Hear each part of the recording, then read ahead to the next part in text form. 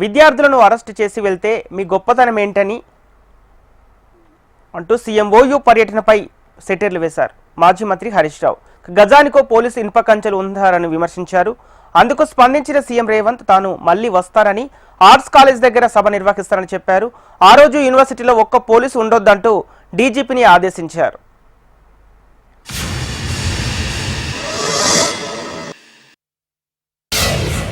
ఇవాళ ఉస్మానియా యూనివర్సిటీకి పోయిండు.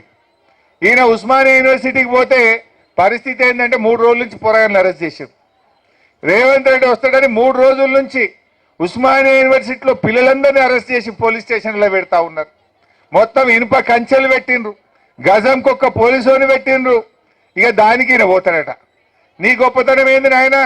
గజంకో పోలీసుని పెట్టి, ఇనుప కంచెలు పెట్టి, పిల్లల్ని అరెస్ట్ చేసి నువ్వేదో యూనివర్సిటీకి పోయి ఉద్ధరిస్తా అని మాట్లాడుతున్నావు. ఏమైనా అంచనా వేసుకోండి, ఏమేం కావాలనో నాకు చెప్పండి. మళ్ళీ నేను వస్తా. ఠాగూర్ ఆడిటోరియం కాదు, ఠాగూర్ ఆడిటోరియం కాదు. మా వీసీ గారికి, మా పోలీస్ సిబ్బందికి చెప్తున్నా, ఆ ఎల్ల నేను వచ్చిన రోజు క్యాంపస్ లోపల ఒక్క పోలీసు కూడా పెట్టకండి. ఏ విద్యార్థులు ఏ నిరసన అయినా తెలపనియండి, నిరసన తెలిపే స్వేచ్ఛ కూడా వాళ్ళకి ఇద్దాం.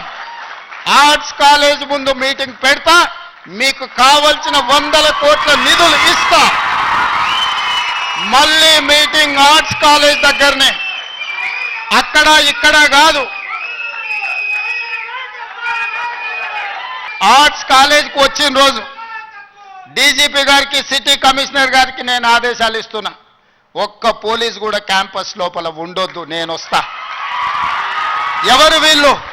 మా తమ్ముళ్ళు, మా చెల్లెళ్ళు తండాలలో, గూడాలలో, మారుమూల పల్లెల్లో పేదరికం రుచి చూసి అభివృద్ధి జరగాలి, డాక్టర్లు, లాయర్లు, ఇంజనీర్లు కావాలి, ఐఏఎస్లు, ఐపీఎస్లు, ఐఎఫ్ఎస్లు అయి ఈ దేశ నిర్మాణంలో భాగస్వాములు కావాలని ఇక్కడికి వచ్చిన వాళ్ళను ఆనాడు ఉన్నాయన గొర్రెలు, బర్రెలు, చేపలు పెంచుకోండి అంటే ఈరోజు డాక్టర్లు, లాయర్లు, ఇంజనీర్లు కాండి, ఐఏఎస్లు, ఐపీఎస్లు కాండి అని నేనంటున్నా.